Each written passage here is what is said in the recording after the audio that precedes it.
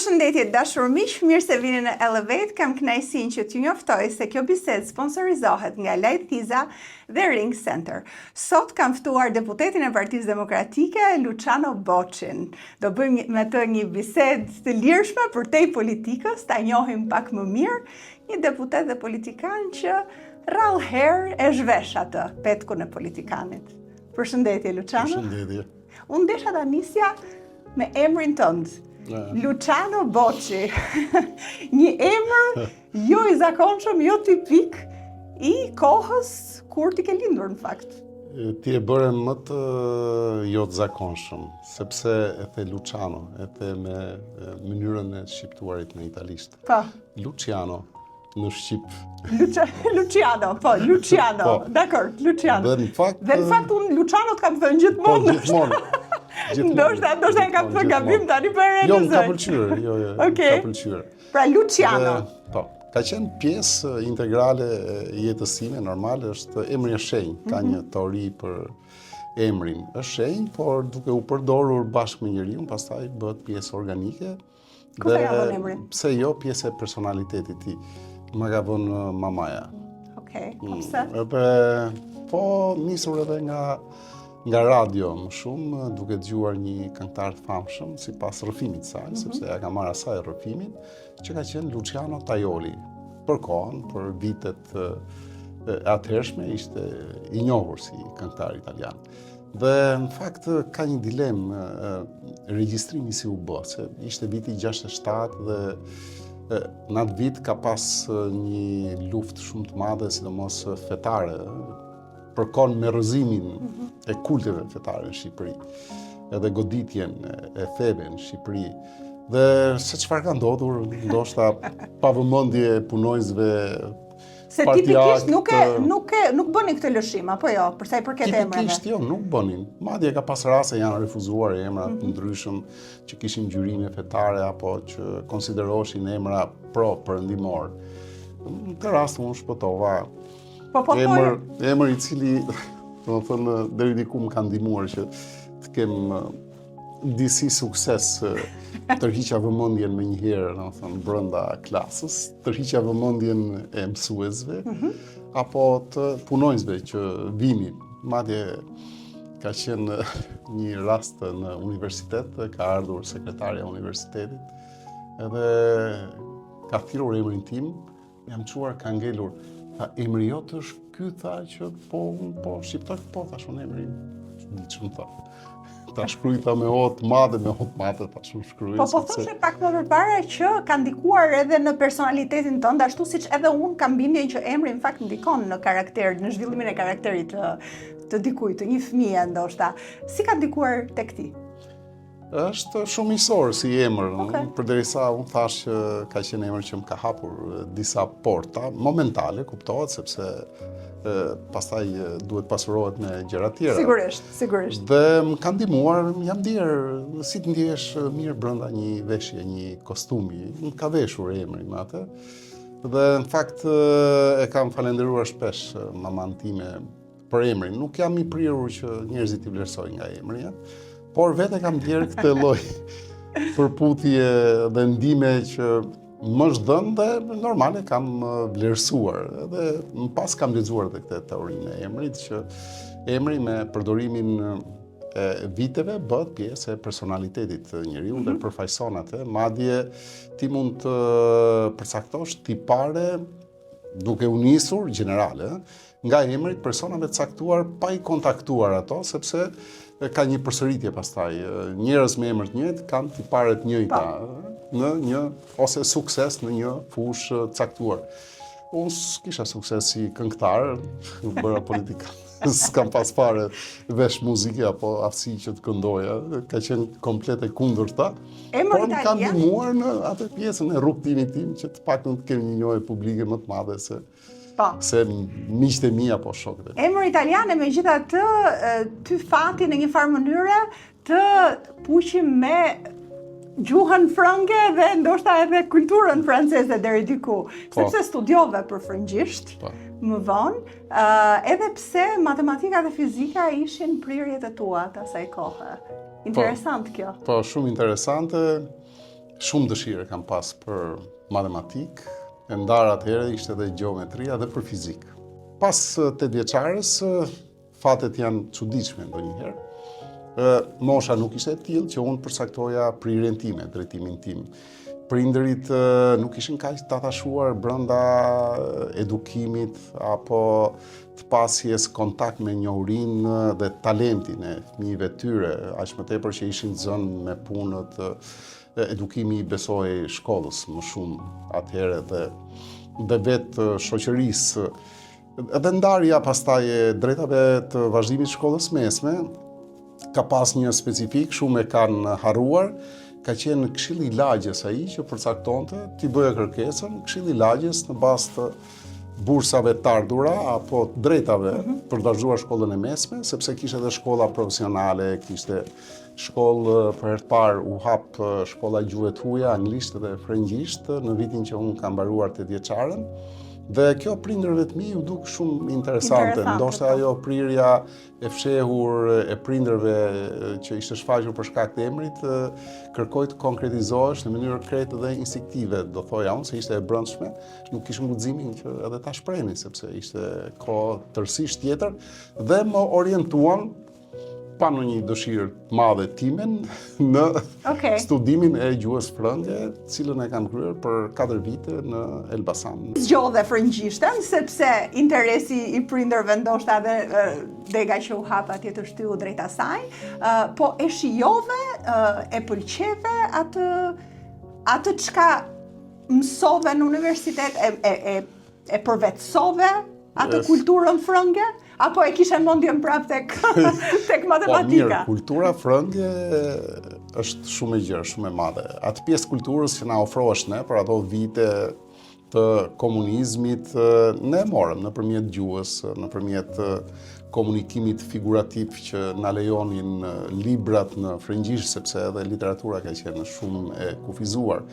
Pastaj autocensura e formatimit ëndrave luante rolin e vet, pra nuk kishim një projekt që një ditë mund t'i kishim përtej Shqipërisë, ishte shumë e vështirë ta mendoje. Pra atëherë. E shijova, kisha dëshirë, kisha kuriozitet në të riqte shumë simbolika franceze, Tour Eiffel, Quartier Latin, elementet e tjerë që ne i hasnim në Mozhe, edhe i bisedonin muzika franceze pastaj. Kontakti i parë ka qenë me Jodassin, si ty n'existe pa, ka qenë një rasi shumë e bukur. Në fakt, me muzikën, kënga e parë dua ta kujtoj, sepse ka qenë një mësuese shumë e shkëlqyer e frëngjishtes, Ludmira Prifti, edhe madje ka qenë në Francë, nuk e di për arsye të ideologjike e sollën, dhe ishte fati jonë që e kishim mësuese dhe kënga parë që na ka mësuar ka qenë Aluet. Aluet është një këngë... Zhonti Aluet, shme e fëmime! Zhonti Aluet, është këngë shumë e njohur. Zhonti Plemohet! Aluet është... Ku çdo që mëson frëngjisht duhet ishte Aluet. Dhe pastaj kontaktet e tjera, por këtë pjesën e bukur mundohesha ta merrja edhe në formë të eshtur edhe... Po, ndoqa edhe atë pasionin për matematikë. Pra, një student me flokë të gjata, në atë kohë që nuk i priste flokët sa herë i thoshnin për t'i prerë, që luante basketbol, që e kishte shumë pasion basketbolin, i gjatë. Tani, nuk e di në i karakteristik tjetër, ndoshta i pëlqyer nga vajzat e asaj kohe, apo jo? Tani në shkollën e mesme nuk ishte ky këndvështrim ende. Pëlqyeshmëria nuk kishte dimension pamjen, them drejtën. Kishte parametër tjetër që t'ishe i preferuar për vajzat, sigurisht pamja ishte e pashprehur. Elementi parsor ishte që duhet ishe më i miri i klasës. Që t'ishe i preferuar, t'kishe komunikim, se ka ndryshuar korat. Normal edhe elementi tjetër që mendoj që ka qenë nivele mesatare, najshme, pa probleme, sepse sporti bënte punën e vetë, dhe prirja që unë t'i përshtatesha thyrjeve tabuve bënte pjesën e vetë. ka qenë jo vetëm imja, por edhe tash, edhe e brezit tim, edhe e shokut tim të ngushtë që unë e sjell shpesh në bisedat tona, se ai është larguar dhe nga jeta dhe unë dua ta rikujtoj dhe të dy ishim si delet e zeza të shkollës dhe të dy përjashtoheshim nga dhe aktivitete për shkak të flokëve të gjata. Lumezi dhe Boçi dilnin të parët nga klasa, ne shkonim me urdhër që të qeteshim, ne shmangeshim, ata na nxirrnin prap, sa dorëzoheshim me zor, pastaj i rrisnim prap. Ato mënyrat e kundërshtisë që unë mendoj që ishin krejtësisht natyrale, ishin pjesë e identifikimit të vetvetes, të formimit personalitetit dhe të shfaqjes së autoritetit, se në atë moshë nisë. Sot fëmijët e kanë këtë kontradiksion në shtëpi, e shprehin me prindërit, ne e shprehim me mësuesit fillimisht. Pastaj me prindërit, se me prindërit ishte disi loja më vështirë për ta bërë një gjë të tillë. Ishte i vogël Elbasani për ty, Luciano, doje e synoje Tiranën për të larguar nga ai qytet ku ishe rritur edhe. Kur isha i vogël ishte i madh. Okay. Sepse më thënë, ndryshon perspektiva e mënyrës se si e shef ambientin ku jeton. Dhe kisha edhe një lloj fati, në thonjza, që shtëpinë e kisha shumë larg shkollës, edhe e përshkroja në këmbë, po ishte kënaqësia më e madhe. Domethënë dhe her pas here i rikthehem dhe atyre kujtimeve dhe normal pjesa më e bukur është kur lishim shkollën, që e linim, por nuk kishim orar kthimi, sepse kishim orar shkuarje në shkollë, duhet ishim korrekt që në ora 7:30, se ishte ose informacioni politik ose gjimnastika e mëngjesit. Okej, po. Po, kanë qenë. Kanë qenë, po i kanë harruar dhe njerëzit. Ndërsa kthimi pastaj ishte kthim i lumtur, sidomos në periudha cilat kanë edhe bukurinë e natyrës pranvera, vjeshta. Edhe në fakt e shijoja qytetin Elbasanin. Edhe për këtë arsye doja shumë. Ndërkohë ndiqja edhe basketbollin, dhe ishte po njëjta rrugë në largësi, por nga një kënd tjetër. Pothuajse në atë moshë e kisha përshkruar gjithë qytetin, sepse kur je në atë moshë dhe në ato kushe që kemi qenë, zakonisht fëmijët rrishin vetëm tek territori i lagjes tyre, ishte e vështirë që të largoheshin, se nuk ekzistonte kjo pjesa e kulturës së lënies së territorit lagjes apo të shtëpisë. Gjithçka zhvillohesh, kjo oborri i shtëpive, kjo oborri i pallatit. Përpos kësaj unë kisha edhe një element tjetër që më ka ndihmuar shumë. Kisha parë jo vetëm Elbasanin, por edhe gjithë Shqipërinë. Unë kam hyrë herët në sport. Okay. Kam ndjekur shkollën sportive 8 vjeçare, Qamil Guranjaku si basketbollist. Kam hyrë shumë shpejt me ekipin e paratrive të Elbasanit, për shkak se bën basketboll. Kam qenë mirë, është ajo teoria lojës, kur je i mirë në një lojë siç është matematika, se edhe matematika ka lojën brenda, je i mirë dhe në lojrat e tjera. Të paktën tek sporti që ndoqa. Çfarë pozicioni luaje? Organizator. Okej. Unë organizoja gjithë ekipin, ballor si funksion, por organizator. Dhe kjo më dha mundësinë që unë të isha në shumë qytete Shqipërisë, të kisha luksin, se tjerët nuk e kishin, nuk mund të lëviznin.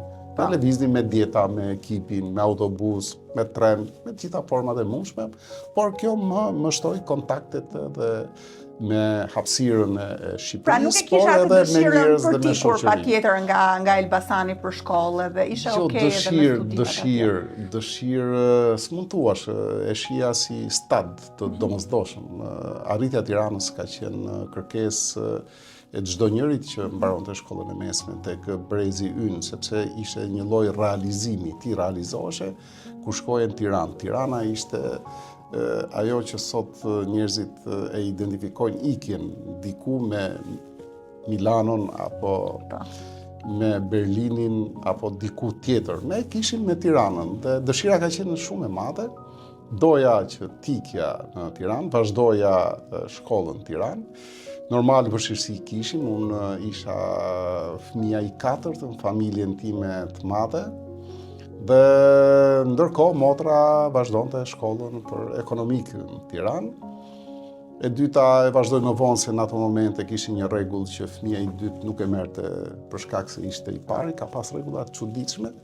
Dhe në momentin pastaj që unë kërkoj atikja në Tiranë, ndodhi një fatalitet nga këto rregullat provizore që i nxirrte partia e famshme. Meqense unë vazhdoja për gjuhë huaj, nuk mund vazhdoja përveç se 2 degëve, doli si rregull, në 85-ën ka dalë, mund vazhdoja vetëm gjuhë letërsi ose frëngjisht dhe e treta ishte ku ka nevoja deu. Po të kapte lapsi, pastaj mund vazhdoja inxhinieri miniera apo inxhinieri nafte, se ishin degë jo të preferueshme atëherë. Unë mora këtë pjesën e gjuhëletërsisë, madje e kam pasur histori personale, e kam marrë me shumë vështirësi, nuk ma nxorën të drejtën e studimit. U habita sepse kisha përfunduar me rezultate shumë të larta. Po bashkë me mua ishin edhe 2 shoqe tjera të klasës time, cilat dhe ato nuk kishin marrë drejta studimit. Jemi habitur, kemi kërkuar, u sot një shtesë pastaj. Shtesa ishte për gjuhë letërsi, unë shtrova fatit edhe vazhdova në Elbasan. Megjithatë, ti e integrove edhe gjuhëletërsinë, ishe i zhytur edhe në lexim, ke pas autorët e tu të preferuar. Madje ke përmendur edhe një trafikim librash, nëse mund ta shtjellosh disi. Trafikimi librave ka qenë aktiviteti më antiparti i moshës tonë. Që, do të thënë, ishte edhe sekret se duhet ta ruaje, sepse edhe mund goditeshe. Ne e bëshim se kishim dëshirë të lexonim, ndoshta këtë pjesën tjetër nuk e llogarisnim shumë, por që e kemi bërë. Ishte libri i ndaluar, i verdhë, edhe mundoheshim që të gjeshim sa më shumë nga ai, koha ishte reduktuar, ti mund ta merri librin brenda një dite ose një nate dhe duhet ta lexoje, ishte sfidë shumë e madhe. Dhe në fakt kam kaluar shumë sfida të tilla, jo vetëm unë, por ishte edhe pjesa e brezit që i qarkullonim gjërat e ndaluara të kohës. Dhe studimi për gjuhë letërsi më ndihmoi shumë, pastaj në lexim, por edhe në ndërtimin e themi personalitetit tim, sepse ka një, nuk është teori, është domethënë mënyrë procedimi kjo e jona. Njeriu e ndërton projeksionin për veten në bazën e imitimit. Kur është fëmijë i vogël, kërkon të imitoj prindrit, o nënën, o babajnë, kërkon të ngjaj edhe në fantazitë e veta. Kur hyn në shkollë, kërkon të imitoj mësuesin, kur adhuron mësuesin, ose mësuesen, zakonisht mësuesin kujdestares, ajo është më dashur, më mirë. Kur rritet pastaj gjen modele, dhe modelet ndikojnë shumë në formimin e personalitetit. Dhe në fakt unë jam ndeshur me modele dhe personazhe të librave të famshëm. Kush për shembull? Balzacut, për shembull Simurdeni, ke vitin 93, dhe personazhe që tregonin forcë të karakterit edhe vlera sidomos njerëzore, sepse ndoshta edhe pjesa e atmosferës së edukacionit tonë ishte drejt këtyre vlerave dhe duke refuzuar edhe atë pjesën e futjes në këmish force të një njeriu të ri që respektonte rregullat e partisë. Pra, ne realizoshim atë veten tonë disidente, disi duke u identifikuar me personazhe të tillë, të cilët na ndihmonin ne që edhe të formsoheshim, por edhe të përgatiteshim për sfidat. Dhe në fakt, unë gjykoj që kjo është forca e letërsisë dhe të jep atë soliditetin e formimit tënd. Një informacion i marrë gjithmonë nga letërsia shumë i fortë se informacionit tangencial, sidomos sot unë shoh këtë vuajtje nga rrjetet sociale, ku informacioni rrëshqet. Gjithçka është e shkurtër. Modelet janë modele fleksibël, të thyeshëm, nuk janë me karakter. Dhe imitimi ndryshon kaq shpesh sa, domethënë, ka krizë të madhe personaliteti dhe e shoh tek brezat që me zor e gjejnë vetveten e tyre, kanë dallë të shumta, vështirësi të shumta dhe do t'i orientoja në fakt duke përfituar që kontakti me leximin me librin të jep shumë akses. Absolutisht dhe mesazh i mirë ky. Po unë informim solid. Dua të më tregosh pak pastaj kur fillove punë pedagog në Elbasan, pra mbarove shkollën, duke u rikthyer rrëfimit tënd. Si kanë qenë ato vitet e para? Si shihesh ti si pedagog në Elbasan? A ndjej atë të gjithë të mirat që të sillte statusin ndoshta, edhe të qenë i respektuar, edhe i njohur në qytetin tënd të lindjes. Në fakt, e vërtet është, kam pas favor se e kam filluar me një lloj statusi. Kam qenë pedagog fill pas mbarimit studimeve të universitetit, fillimisht si pedagog i jashtëm, në 2 vite, kam punuar dhe mësues për gjatë këtyre 2 viteve, edhe në shkollë në ndjeçare edhe në gjimnaz, dhe në pas kam qenë pedagog definitiv. Jam ndjer shumë mirë, shumë i respektuar. Pse jo për kohën i rëndësishëm, se ishim trajtuar nga një aureol që e ndjenim. Dhe në fakt, mënyra si është qasur shoqëria, vlerave, figurës pedagogut, figurës shkrimtarit, figurës intelektualit, ka ndryshuar, ka qenë më respektuese më parë dhe ndjeshe më mirë, dhe kjo ka qenë një ndoshta nga arsyet që unë nuk kam tentuar asnjëherë të iki nga Shqipëria, se nuk është se puna e pedagogut ishte një punë shumë e pagushme, të jepte shumë satisfaksion dhe mbi gjitha një dimension lirie të jashtëzakonshme.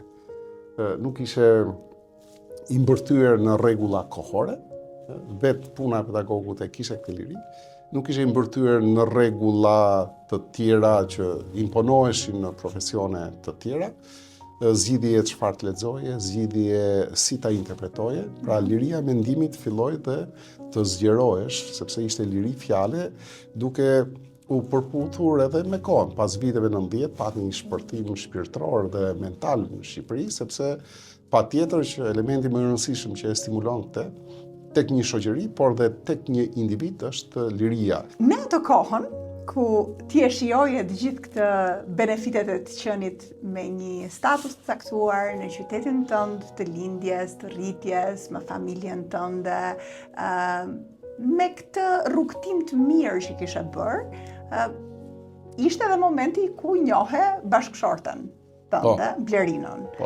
Blerina ishte studente, apo jo? Dhe ti ishe pedagogu.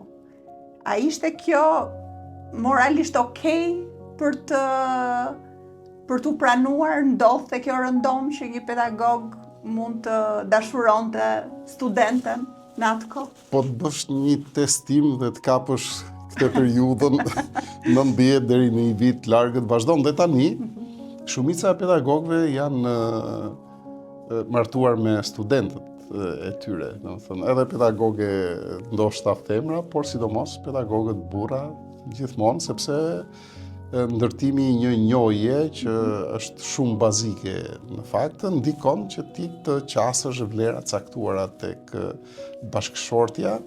Kush ishin vlerat në të kohë? Vlerat, sinqeriteti, normal. Ëmbëlsia gjithashtu, ajo, ka një ëmbëlsi edhe një të qeshur shumë të bukur, mua më ka bërë përshtypje kur e kam parë. Në fakt, unë e kam thënë, ajo që më ka tërhequr më shumë ka qenë timbri i zërit. Zëri është shumë... Për zëri nuk e di, por në fytyrë. Për mua dhe për mënyrën, për karakterin, për elementet, edhe për këtë që e thua. Pastaj normal edhe pjesa tjetër, syri është forma më e lartë e perceptimit realitetit dhe tek meshkujt është qisa më zhvilluar. Këtu po bëhem maskilist, në fakt nuk më lejohet. S'ka gjë, përsa ko je i sinqert. Mbroj teorinë tjetër që dëgjimi është qisa tjetër më e zhvilluar është tek pjesa femrore.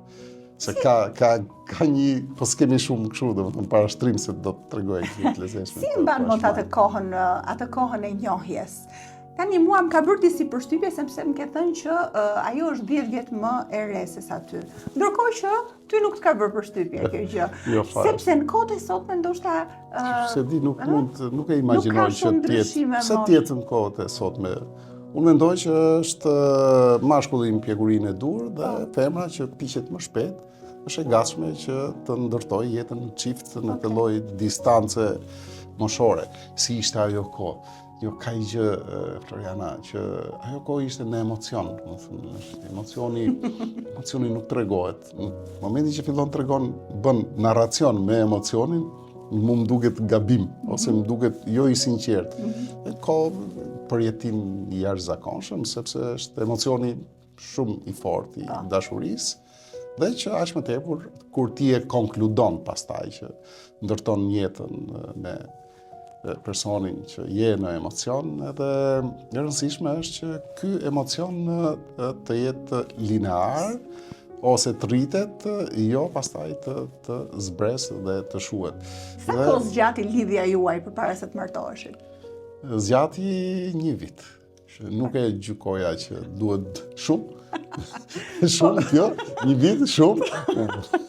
Nuk besoj që është shumë. 1 vit është pak, 1 vit është pak, do thosha. Po 1 vit sepse tani ka ndryshuar, tani s'ka vite sa zgjat. Tani zgjat pafundësisht, jemi në kohë tjetër. Pra 1 vit e ti vendose me një herë të martohesh?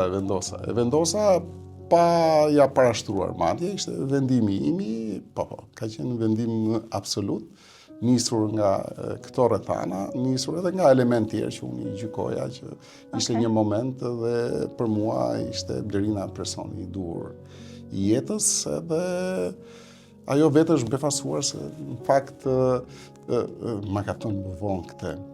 Më shite me shumë kështu, domethënë themi jo me frikë, me droj. Nuk ka vend frika, me droj sepse unë isha pedagogu. Edhe normal që e kisha atë pjesën e autoritetit, e induktoja, unë nuk e kuptoja, po në fund fare, domethënë ajo e përjetonte, por ma ka thënë disa vite më vonë, nuk ma thoshte, nuk ma shprehte se ndoshta i dukesh si pjesë dobësie, edhe në fakt ka bërë mirë. Edhe kjo na ka majtur në tonus pastaj, edhe nuk është se e kemi humbur atë pjesën e emocionit normal, domethënë dhe angazhimi im, puna ime më bën që të krijoj distancë kohore dhe kur kthehem gjithmonë me shumë me dëshirë. Ju krijuat një familje të bukur me 2 fëmijë, me vajzën dhe me djalin. Me vajzën më ke treguar që ke një marrëdhënie shumë të veçantë, si çdo baba me vajzën, por që për ty ndoshta akoma më shumë, Jo, më thënë, e di pse ka ndodhur, jo thjesht për këtë konkludimin që baballarët me vajzat lidhen më shumë, por ka qenë angazhimi im politik që ka bërë që të jetë kjo lidhje e tillë, sepse unë jam futur në politikë kur vajza ishte 5 vjeçe dhe kisha konsumuar gjithë kohën e dur që të lidhesha, domethënë e mbaja, e nxirja shëtitje, gjithë kohën e lirja dedikoja momentet e dhuratave, domethënë kisha ishe i përkushtuar tek rritja e vajzës. Tek familja kisha kohën në dispozicion. E mbaja me vete gjithmonë, kisha pjesë frymëzimeve të mia, më motivonte në punën time, se vazhdoja që avancoja në performancën profesionale, se ishin shkallët, masteri, doktoratura. Edhe e gjeja ke vajza dhe kur lindi djali, gëzimi madh se djali. Pra e doje një djalë. Doja se s'bën një djalë. Jemi konservatorë. Po, duket. Edhe prindrit e mi e donin sepse është mbiemri që duhet trashëgohet, domethënë përmblidhesh në këtë gjë, po dukesh që duhesh një djalë dhe shumë i madh gëzimi, por 1 vit pas lindjes tij unë hyra pastaj me kapacitet plot në politikë dhe kjo më bëri që të krijoj distancë shumë të madhe me shtëpinë, me familjen. Pate 2 fëmijë, megjithëse vetë i arritur një familje me 4 fëmijë. Pra në një familje të madhe, ju vendosët të ndaloni tek 2 fëmijët. Ndalua tek 2 fëmijët sepse për shkak të futjes në politikë, apo ishte zgjedhje tjetër kjo? Tashi, Floriana, ti po më merr rrëfim sinqert. Të sinqert. Sinqert. Jo, nuk kemi dashur që qëndrojmë tek 2 fëmijët, por për gjithë ato çifte që kanë një vajzë që është shumë e dedikuar pas prindërve, është shumë e vështirë pastaj që të kenë një vajzë tjetër. Apo sepse vajzat rriten shumë shpejt edhe nuk i duket e përshtatshme që të ketë një motër të vogël vetë ndoshta. Jo, po nuk duket, jo gjithmonë, por më shumë pengesë nuk ka qenë kjo. Pjesa e diferencës fëmijëve, se unë i kisha me 5 vite fëmijët, të më thënë ishte një diferencë shumë optimale, edhe një diferencë tjetër ishte brenda gjithë pranueshmërisë kohore, por ka qenë intensiteti i punës, nervozizmi, sepse vërtet unë jam i parimit që fëmijët duhet dalin nga një situatë shumë e qetë jetesës prindërore, sepse është ajo pjesa e asaj që vjen. Është mënyra si ti vendos bazamentin e një ndërtese që je brenda i mishëruar ti dhe bashkëshortja. Ndoshta ky hezitim ka bërë që po e keni menduar më vonë dhe vitet. Jeni bërë disi pishman? E themi dhe sot. Themi dhe sot edhe kur takoj miq që kanë, domethënë, djalë apo vajzë, themon sa mirë. Megjithatë, vajzat gjithmonë të lumturojnë edhe ta kompensojnë edhe këtë, edhe është mbesa që kompenson, kështu që po, dhe në fakt ti e bërë gjysht dhe ne do flasim për këtë, pa ajo që desha gjithashtu që të preke pak, është fakti që ti ke zgjedhur që të arrisësh familjen tënde, në familjen, në shtëpinë ku je rritur vete dhe bashkë me prindrit e tu. Po. Tani, është kjo e zakonshme në Elbasan, a ishte e zakonshme për kohën tënde, sepse për një brez më të ri, për shembull brezi im, nuk e koncepton më që të vazhdojnë të qëndrojnë me prindrit, sidomos në Tiranë, zgjedhin televizin me vete.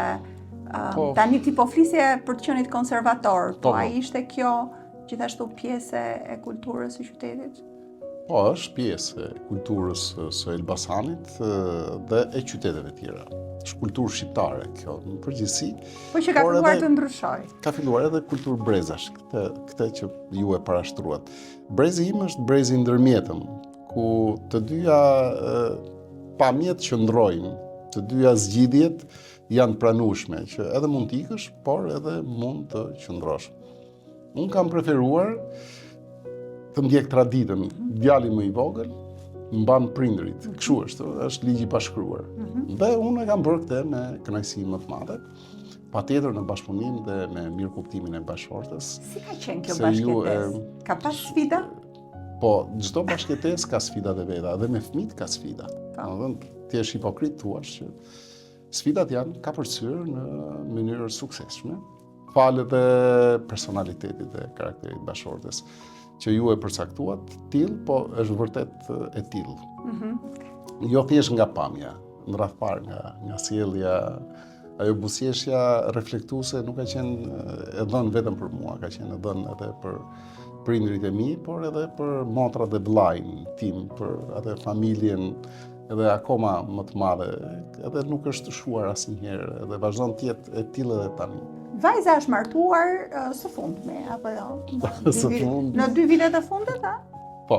Është martuar. Është martuar në 2023. Okej, 2023. Edhe ajo jeton me familjen e bashkëshortit, apo janë më vete?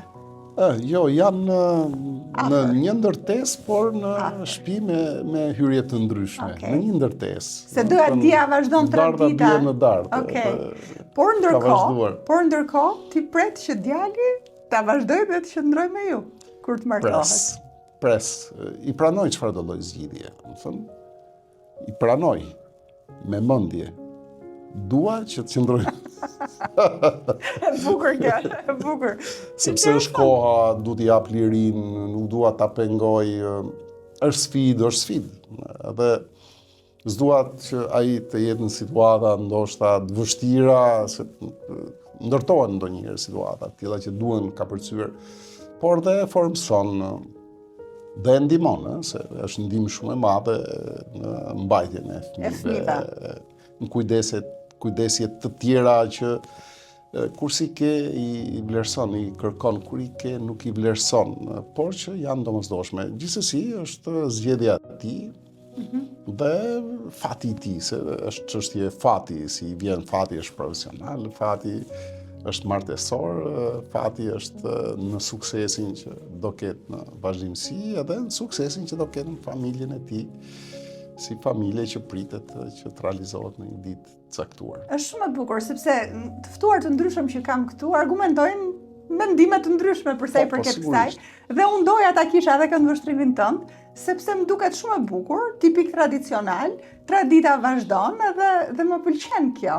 Ti e bërë dhe gjysh, dhe nuk e di sa kohë kalon me mbesën tënde, dhe ai përkushtohesh apo jo, sa të lejon koha e politikës, po familja është një vlerë që na karakterizon në të djathtë, dhe gjithsesi. Është shtrenjtë, e bukur.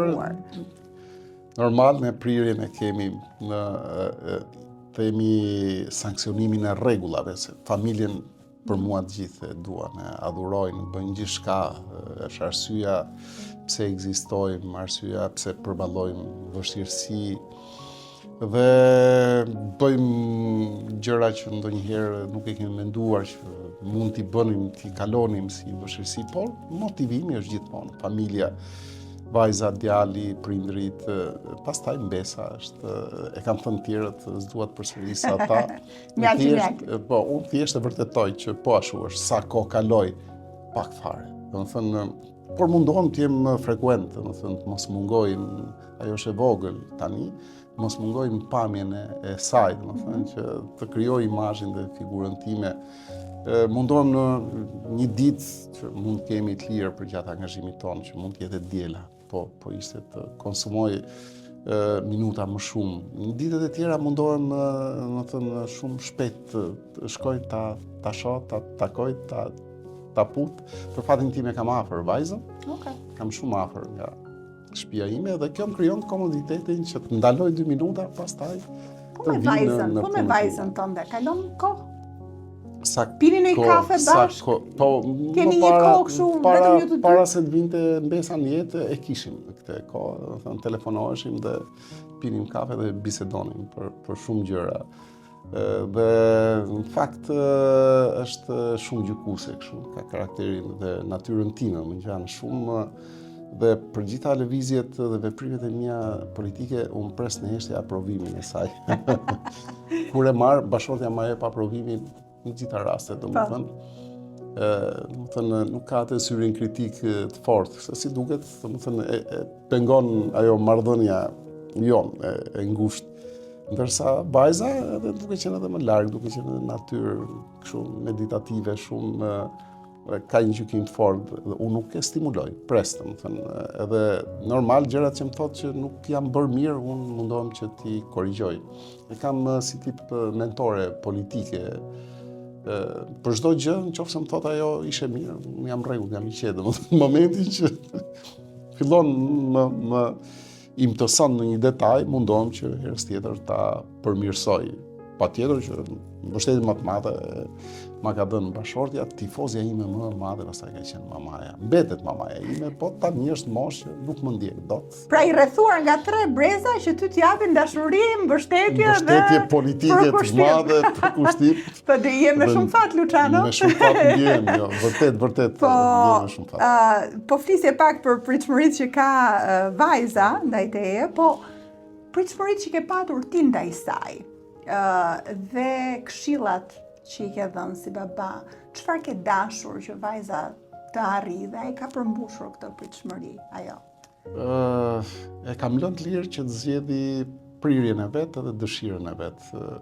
Vajza ka qenë shumë e shkëlqyer në mësime dhe ka pas rezultate të jashtëzakonshme. Edhe vendosi të studioj për biologji molekulare, sepse ishte shumë e prirur pas shkencave eksakte, pas kimisë dhe biologjisë.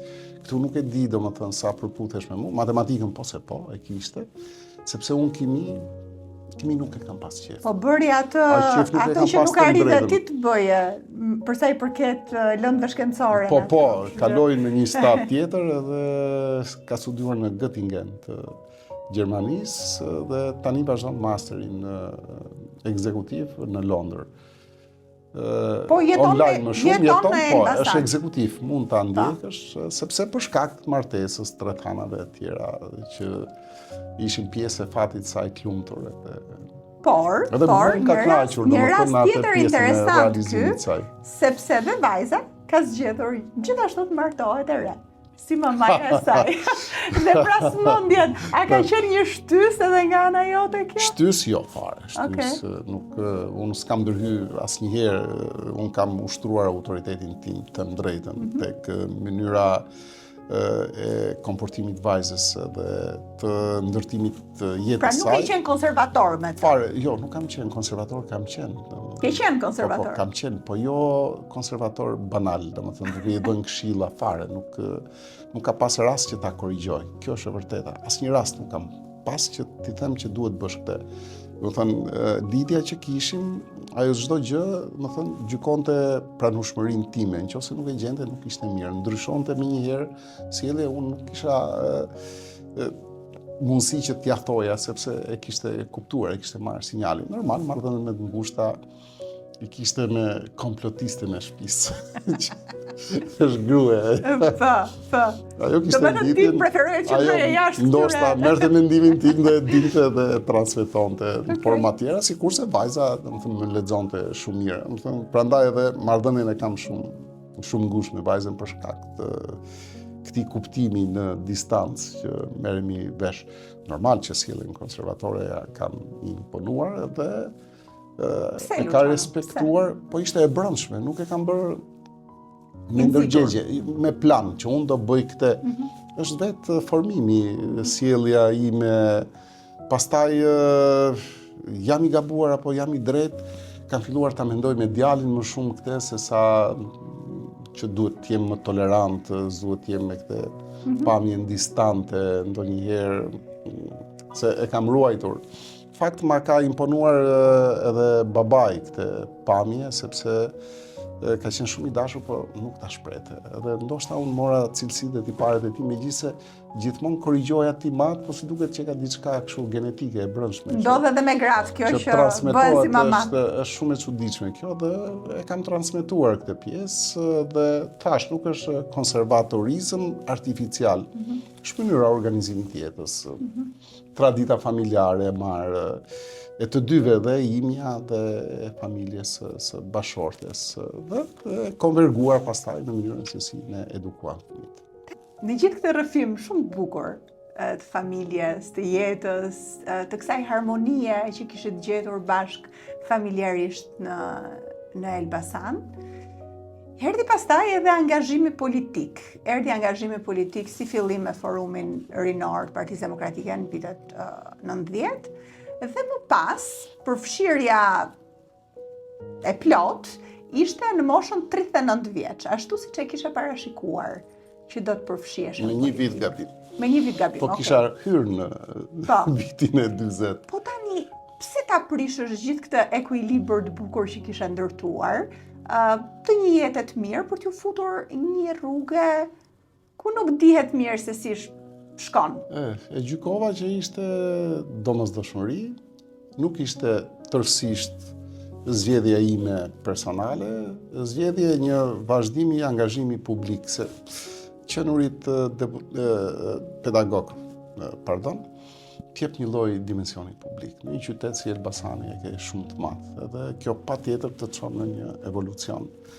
Dhe politika, në fakt, është gjuetare e personave publik. Ashtu ekziston, funksionon dhe qëmton. Sigurisht shef edhe një lloj parahistorie. Parahistorinë me PD-n e kisha të hershme. Jam angazhuar që në 90-ën, në fakt, në lëvizjet e atëhershme. Unë isha në Elbasan, isha në Tiranë, isha pedagog edhe mësues. Ka marrë pjesë në një lëvizje që është shumë e dëgjuar në Elbasan, 14 dhjetori, i pa organizuar, do të thënë si individ, sikurse ishin dhe shumë tjerët pa organizuar atëherë. Se ajo lëvizje pasoi edhe themelimin e Partisë Demokratike në Elbasan, duke qenë pedagog i ri mosh, me marrëdhënie shumë të mira me studentët, mu atashua mua ky rol. Vazhdoi ky angazhim për ato vite sa forumi Rreth sa kohë? Pjekurin deri edhe në zgjedhjet e 96-s. Kam qenë i angazhuar Më pas, jo se u shkëputa, mora detyra në universitet. U bëra fillimisht përgjegjës i departamentit letërsisë pranë departamentit të gjuhës dhe letërsisë. Më pas kalova dhe shef departamenti kur gjuha u nda nga letërsia në Universitetin e Elbasanit. Politika nuk ka qenë një pasion për ty përpara. Domethënë nuk është se e ke ndjekur vazhdimisht, paktën me sa të kam dëgjuar që të tregosh pasion jo, që t'isha i fokusuar që do bësha patjetër politikan, jo, nuk ka qenë ndonjëherë një ambicie ose... Jo, nuk e them këtë, por ajo dëshira, domethënë, për të qenë aktor i rëndësishëm në vendimarrjet ndryshme që impaktonin publikun ishte, sepse e kisha përjetuar në ambiente më të vogla, ku mundohesha t'isha zë. Unë isha i ri në fakt në universitet, por kam pasur një trajtim shumisor nga brezi atyre që unë i kisha pas pedagog më përpara dhe vetë isha bërë pedagog i ri dhe më kishin pranuar në gjithë ambientet e tyre, domethënë ambientet dhe akademike dhe shoqërore, dhe ndjehesha mirë dhe kuptoja që ose kjo më shtyu që të pranoj edhe angazhimin politik që ky shërbim dhe kur shifja dashamirësi nga gjitha krahët, kisha një lloj entuziazmi të drejtën. Sigurisht. Se pastaj kur u përballa me realitetin që ca miq dolën që si ishin aq miq edhe se politika të diferencon tani po më rrëfen për këtë dashamirësinë dhe po më duket pak e çuditshme se kur isha pedagog pedagog dakord. Se ajo më shtyu thash. Se pastaj kur bëhesh politikan, nuk është e njëjta gjë.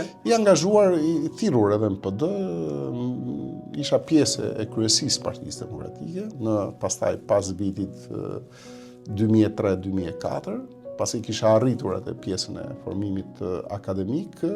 Kryesisë në Elbasan? Në Elbasan, Partisë Demokratike në Elbasan, dhe hyrjen me intonacionet larta, ose duke të lartë politike, ka bërë 2007 kur u zgjodha kandidat për kryetar bashkie në Elbasan. Dhe pastaj në 2009 u zgjodha kryetari i Partisë Demokratike dhe isha kandidat për deputet dhe u zgjodha deputet i Elbasanit në Parlamentin e Shqipërisë. Dhe nga 2009, si ndryshoi pastaj jeta jote dhe jeta e familjes? Si ndryshoi?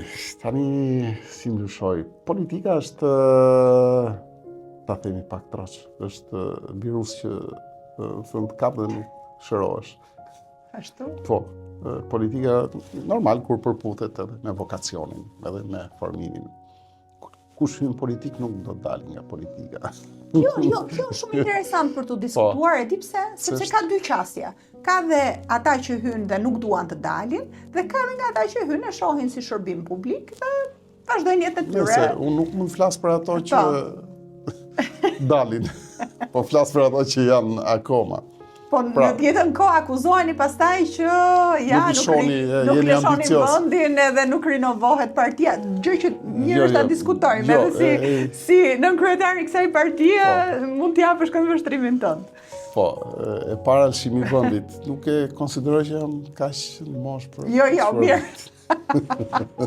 Pra ka një moshë. Jo vendin, domethënë kontributin, se ndonjëherë domethënë duket sikur ashtu.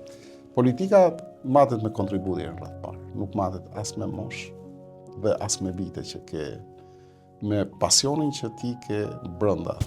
Tham për pasionin për familjen, pra që është linear, arrin kulmin dhe duhet që ndroj linear, sepse është një e mirë përgjithshme.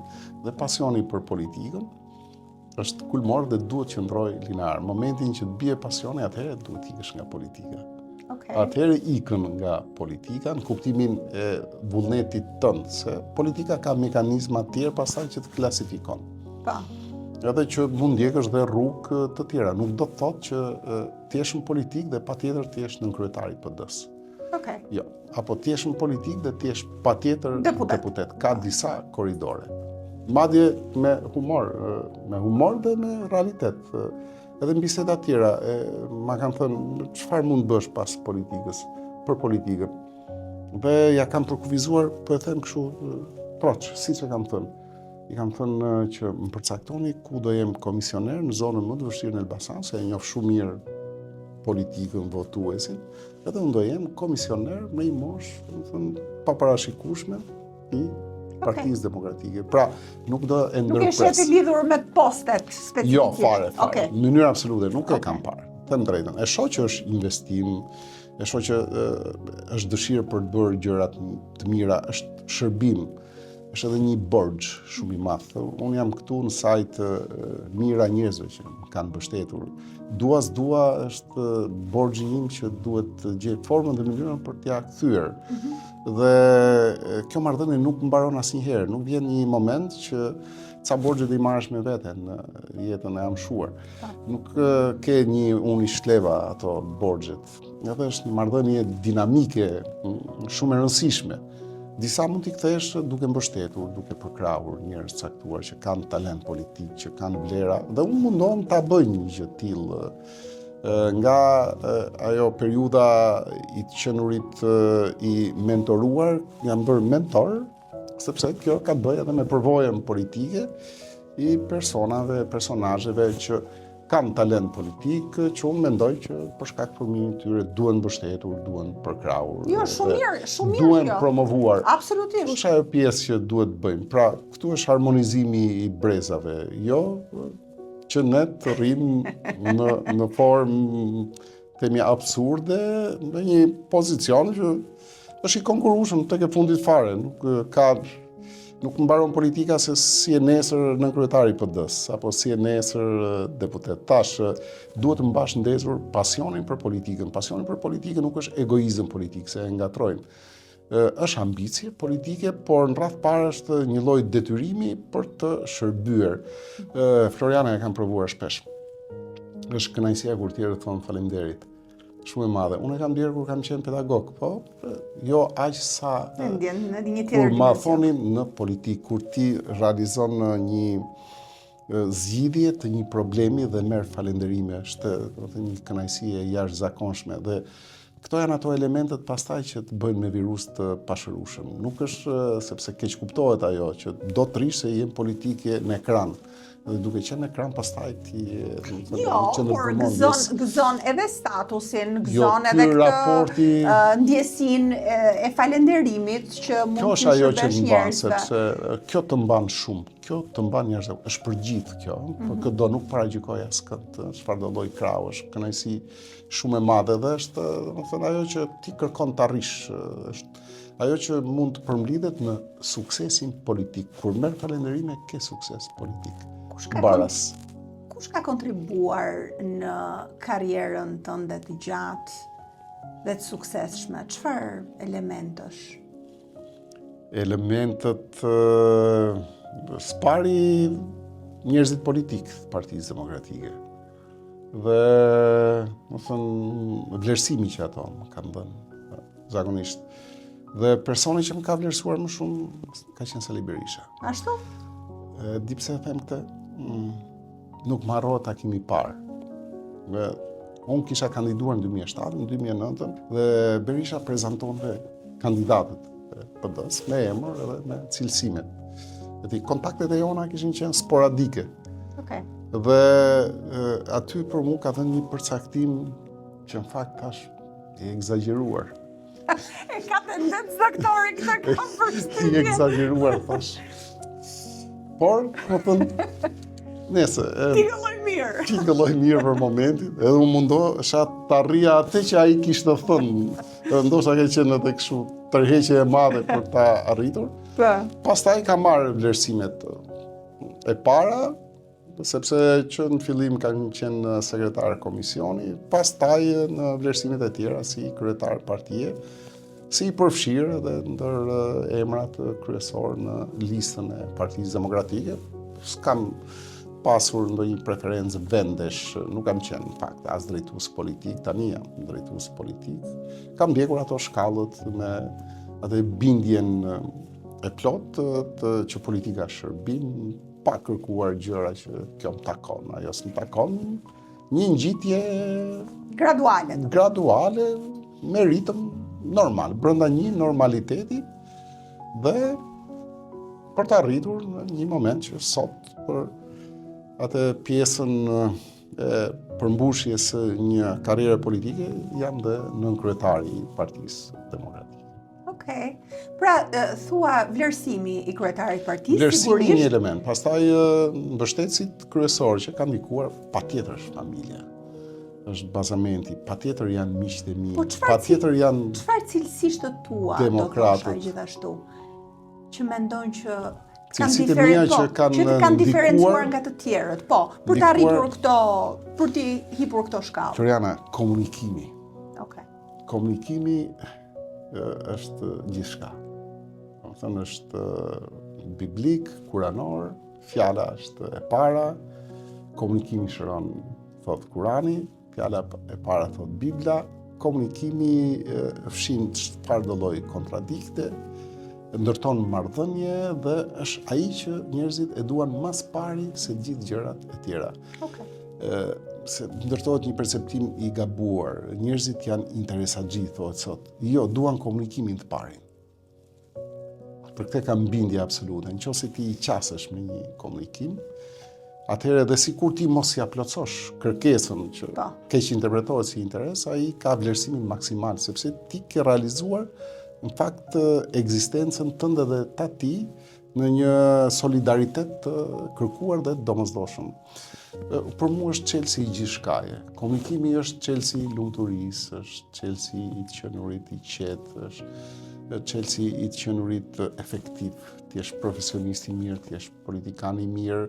Në çdo vend ku ta fusësh është çelësi që zgjidh të gjitha gjërat. Prandaj Jo, jam shumë dhe dakord. unë jam munduar që ta bëj këtë, domethënë komunikimin, telefonin nuk e kam darë në komunikim, jo vetëm telefonin, takimet, kafet e zakonshme, kontaktet e përditshme, jo mbylljen atë e kullën e fildisht, unë jam ai që kam kostum dhe kollare dhe u kry ky është politikani, nuk është ky politikan. Shumica nuk janë kështu, domethënë ajo është pamje formale kjo që kemi ne. Se ndoshta unë edhe në këtë intervistë ta kisha heqë këtë pamje formale, unë se përdor kaq shumë. Jo, në fakt, Shpesh, por, unë me kollare dhe kostum të kam parë, përgjithsisht, sepse sigurisht... zyrtarisht nuk e parë në takime zyrtare. Por besoj që në për kafet në Elbasan, Jo, ose në Shkodër tani, zakonshëm, ose... Okej, zakonshëm, pra zgjedhe një zakonshëm. stil pak më sportiv. Po jam kurioze, e përshkrove, jam shumë dakord me ty për sa i përket komunikimit. Mendoj që në çdo fush, dikush që ka sukses duhet jetë i zotin atë fush, por të ketë edhe komunikimin përvetësuar që ta Shparit këtë komunikimin dhe pastaj atë aftësinë profesionale. Është e vërtetë, është e Po. vërtetë, jam dakord me dhe besoj që është mesazh i mirë për t'u dhënë, por edhe për shikuesit e mi që nuk janë politik në fakt të këtij emisioni, ma përshkruaj pak një ditë tënden si politikan, si nënkryetari i Partisë Demokratike, çfarë bën ti gjatë ditës? Si nis mëngjesi deri në darkë vonë? Është intensive, Floriana. Ka zgjim, ka fillim, po nuk ka mbarim. Zgjohesh herë dhe më Është vonë? agent pa agent. Okej. Tregoj atë Ta, tipologjinë ta. time, fle shumë vonë. Okej. Do të thënë, unë e kam zakonshëm orën 2:30, madje e kam gjumë mekanik, nuk e kam e përzej gjumin që mund të më rrëmbej, të përpiqet të më rrëmbej në orë tjera, sepse janë orë që jam me veten time. Merrem shumë me veten time. Në ato orët e vonat natës? Merrem ndoshta me përgatitje politike, ndoshta me një hob timin, me një muzikë apo një film, me kompjuterin merrem shumë sepse pëlqej shumë pjesën e IT-s. Po, se nuk e tham Jashtëzakonisht, këtë, po, nuk e jashtëzakonisht, tham, jashtëzakonisht. ke patur një pasion për IT-n edhe jashtëzakonshëm. kompjutrat, që shprehet në këtë formë dhe më vjen mirë, madje më ke treguar që ke hapur internet kafet e para në Elbasan. Po, në unë i kam atë kohë. Kështu Jo që, vetëm kaq, domethënë tregoj të vërtetën se po, kam bërë aktivitet gjysmë palishëm, se s'ka pas liq atëhershëm. Domethënë dhe quhesh i ligjshëm se nuk ishte pengesë, ishin fillimet. Isha shumë i dhënë pas elektronikës, jam përpjekur që gjithmonë të kem kompjuterin e mirë. Përpiqesha, ka qenë një pedagog që merresh Gëzim Kapedani, se dua ta sjell si emër se kam kohë pa e takuar, merresh me tregti me Bullgarinë dhe sillte kompjutere. Dhe gjithmonë e takoja dhe i thoja kush është e reja që Dhe pavarësisht se isha për gjuhë letërsi, do të thënë ai delli matematikës më ka ndihmuar shumë, isha shumë kurioz, do të thënë autodidakt, i mbërteja, i zbërteja, ishin ato pasionet, arrita të mësoj shumë gjëra, paçoja dhe pastaj ato të televizioneve, të kartave. Internetin e kisha një diçka magjike, e doja se s'bën, në fillim ishte shumë ngadalt nga pjesa e jo Alp Telekomit, kompanisë e fuse medial, edhe nuk e kishe shpejtësinë për t'i rrije orë tëra sa të hapesh diçka. Ajo faqja, po. Do të thënë, kur e kujtoj tani që prisja kaq minuta, do të thënë, për të parë një faqe internetit, pastaj, do të thënë, hyra në atë botën, vazhdoja paralelisht, e kisha si relax, shpenzoja orë tëra dhe në darkët, do të thënë, doja shumë bon. Dhe Po kjo tani vazhdon ta kesh relax këtë gjë? E kam relax. Çfarë bën me teknologjinë për shembull? Teknologjinë, po ndjek zhvillimet e fundit, lajmet e fundit, si ka evoluar software-et e ri. Edhe ka evoluar në një mënyrë të frikshme. Sistemet operative, gjithmonë kam qenë kurios, Windows, iOS, pastaj Linux. Edhe i kam provuar të drejtën të gjithë, sepse ka specifikat ndryshme. Është interesant që ke pasione të ndryshme, që gjen këto orët e vona për ti zhvilluar. Koha nuk mjafton asnjëherë. Më fole për darkën dhe natën, po mëngjesi si nis? Mëngjesi është i vështirë për mua. Shumë i vështirë, më thënë nga nata vjen, më thënë zimet janë në bazë të angazhimeve. 7, më thënë është e zakonshmja. Ke një lokal tëndin në Elbasan që pi kafen? Po. Mund shkoj, të më thënë, me raste edhe në 8, 7 është e zakonshme. Kur ka tolerancë për shembull se unë vi edhe në Tiranë, duhet llogarisë kohën, para përgatitjen, kohën. Është lokal afër shtëpisë dhe Imperial e ka vend parkimi. Por lokali im i preferueshëm ka qenë gjithmonë lokali përballë Universitetit Shebroja. Është historik edhe kam me shumë kënaqësi se shkoj dhe jam brenda ambientit që rrethon universitetin. Me kë e pi kafe mëngjes? Me shok, edhe moshës time, shok, brezit tim, me pedagog, me njerëz që më kërkojnë takime, vazhdimisht takime, domethënë para ditën jo e programoj, e dua, domethënë dua të kem takime, domethënë e kam shumë pengesë kur jam i detyruar të vi me njëherë në Tiranë pa pirat kafe me njerëzit. Është ritual, është mënyrë, domethënë është tip rutine, se njerëzit duan kanë shenjat pozitive të qenurit autik, është rutina që të bën autik, domethënë dhe ti duhet të realizosh këtë ecuri që të ndjesh dhe ti jesh i kënaqur. Thash pastaj që është nisja dihet, përfundimi, pastaj dinamika është kërkesa për emision, për prononcim, dalje problemeve politike që nuk mbarojnë. Pra nuk ka politika një ritëm, që ti ke një orar që mbaron në 4, fillon mëngjes dhe mbarimi është 8, 9, 11. A bie telefoni ju gjithë kohës, si përgjigjesh mesazheve të Po telefon, po patjetër, jo vetëm gjithë politikanët e bëjnë. Ndoshta, në momentin që jemi në intervistë, telefoni mund të ketë rënë, unë i kam devijuar thirrjet, por pasi dalë, do t'i rikthem të gjitha thirrjeve dhe të gjitha mesazheve.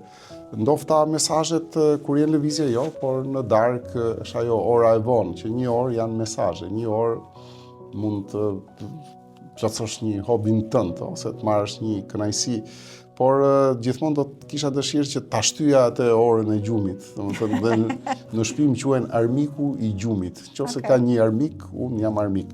Po normal që domethënë gjumi ka rolin e vet dhe ka rëndësinë e vet, cilin unë nuk e kam konsideruar, por duhet ta filloj ta konsideroj. Krahas këtyre angazhimeve politike që janë të shumta dhe u bën vite tashmë që je në këtë fushë, po gjen kohë edhe për të kaluar kohë me gruan tënde, për të ndjekur një aktivitet kulturor. Tani unë kam parë, ti ndoshta nuk e mban mend, po të kam parë tek festivali i Porto Palermos, Po, tekste. kemi qenë me pushime atyre. Kemi qenë me pushime dhe më erdhi mirë sepse nuk është se kisha parë, unë ndjek vazhdimisht ato në jug të vendit, është festivali mirë. Edhe më bëj qefi në fakt që të pash bashkë me gruan tënde aty që ndiqje performancat. I ndjek këto aktivitetet kulturore? Kur kemi mundësi kohore, i ndjekim. Ka qenë Olen Cezari. Po. Ai e organizonte. Ai e organizonte dhe kam qenë në disa shfaqje. Më pëlqen normal që të kaloj kohë dhe mundohemi që sa herë kemi kohë të lirë të gjejmë një dalje qetësuese, relaksuese. Zakonisht në një pjesë të kohës edhe në shtëpi, se dua të shijoj edhe qëndrimin në shtëpi, të më drejtën, por edhe këto nuk i neglizhojmë.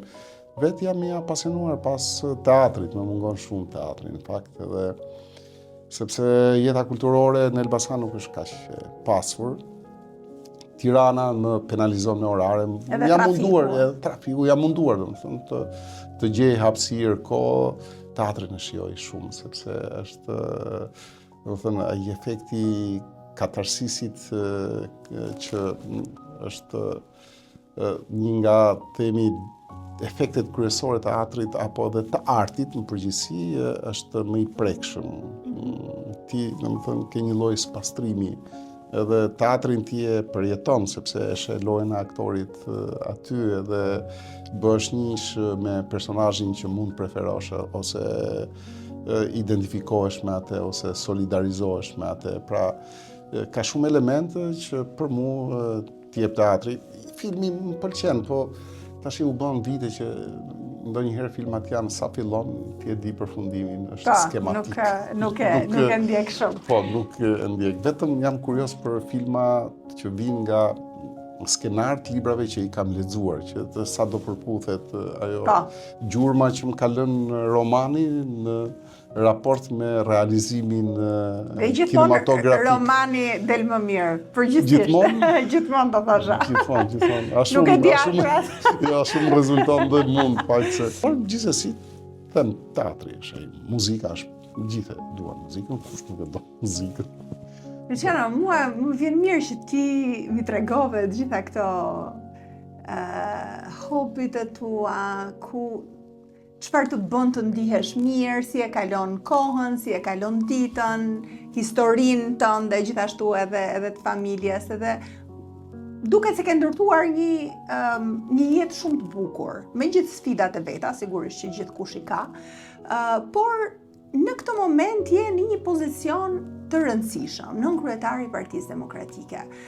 Pavarësisht rrethanave që ne i njohim dhe për të mos ju futur politikës, sepse ky nuk është një format i tillë, por unë do doja vetëm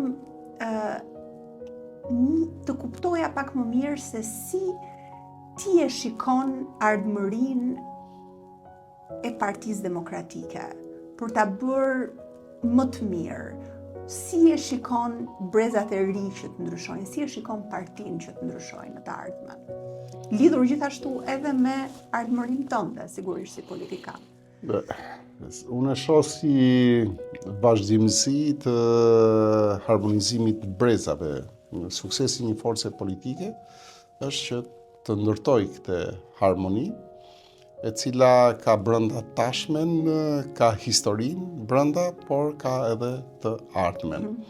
Pra, unë dua që performanca e partisë të jetë në lartësinë e duhur, jo thjesht tek grupi elitar përfaqësues i deputetëve të Partisë Demokratike. Unë performancën e partisë e gjykoj nga performanca e forumit rinor të saj.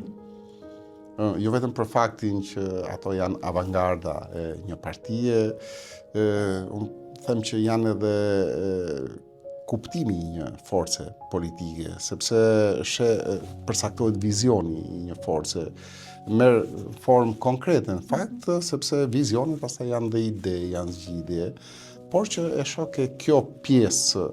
Normal që unë kërkoj që edhe grupi të jetë në atë lartësi që në fakt e ka dëshmuar në momente të shumta që është i tillë dhe që duhet vazhdoj të jetë i tillë, ndërkohë që edhe përfaqësimi duhet të jetë shumë divers.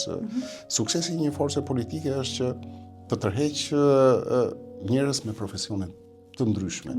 Pra nuk duhet të jetë vetëm e fokusuar në disa profesione, sepse ne shohim që përgjatë aktivitetit tonë politik ne kemi nevojë për mendim të kualifikuar nga shumë fusha. Profesionistë të ndryshëm, po. Ndonjëherë të ngec njohuria, ideja politike në qoftë se ti nuk e ke atë pjesën e mendimit profesionist. Partinë e shoh të organizuar në sektor eficient dhe që japin vlerë këtyre sektorëve, duke i stimuluar dhe duke i vlerësuar.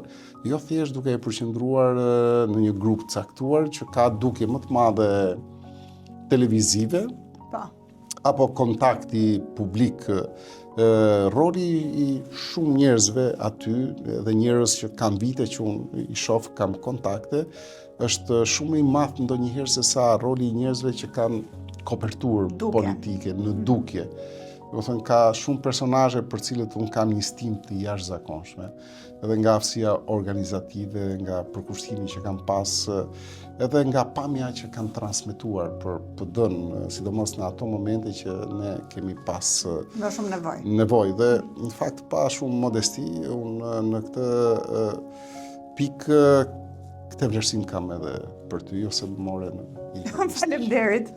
Sepse të më drejtën, ka qenë një lloj ndihme shumë e madhe dhe një përkushtim i sinqert i njerëzve që përtej ambicieve personale më shumë kanë dhënë nga vetja e tyre se sa kanë marrë. Ka shumë njerëz tillë në PD, janë pas kujintave. Edhe ato janë një forcë reale, konkrete, dhe një nga arsyet që PD-ja qëndron sot, se kemi kaluar sfida shumë të mëdha, duhen konsideruar dhe duhen vlerësuar jashtëzakonisht këto njerëz. Unë vlerësoj këtë, Luciano, po dua të kapem pak këtu, sepse kjo është një pikë shumë e rëndësishme. Pse? Sepse mendoj që dikush është i ri, që nuk e ka këtë të shkuarën politike, ose një familje të lidhur me politikën, që thjesht do të kontribuojë për vendin në një tjetër mënyrë se si ka qenë në brezin tuaj, po themi.